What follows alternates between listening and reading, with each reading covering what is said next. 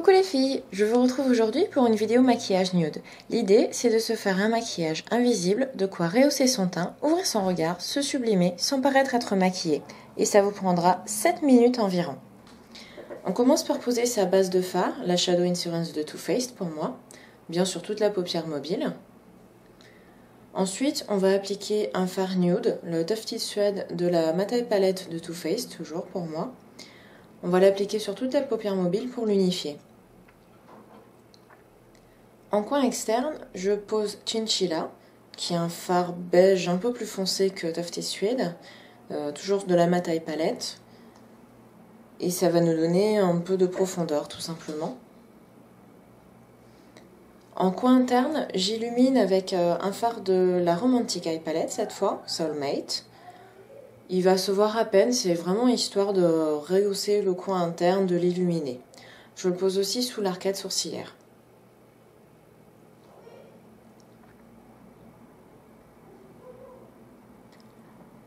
Maintenant, je vais corriger un peu mes cernes, donc j'utilise le pinceau perfecteur éclat minute de Clarins, que j'applique sous les yeux, en fait, en anti-cerne.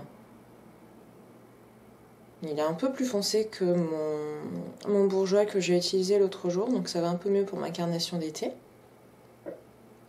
Après, je vais passer au teint, donc toujours avec ma CC Cream de bourgeois, que j'applique avec mon Beauty Blender.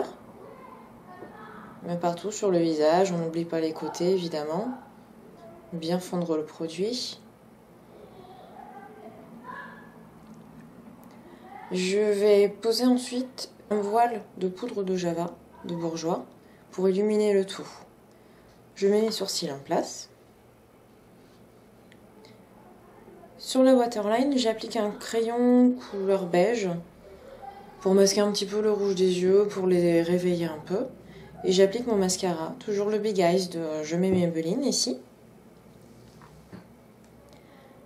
Sur mes joues, je vais poser un blush pêche. Choisissez celui qui convient le mieux à votre carnation, c'est un maquillage nude. Donc l'idée c'est qu'on ne le voit pas beaucoup, qu'il soit vraiment là pour rehausser. Pour les brunes, le pêche, ça correspond bien. Donc c'est plutôt pas mal. Pour les blondes, vous pouvez aller sur des roses un peu plus poudrés, c'est peut-être un peu plus joli, ça fait un peu plus poupée je trouve.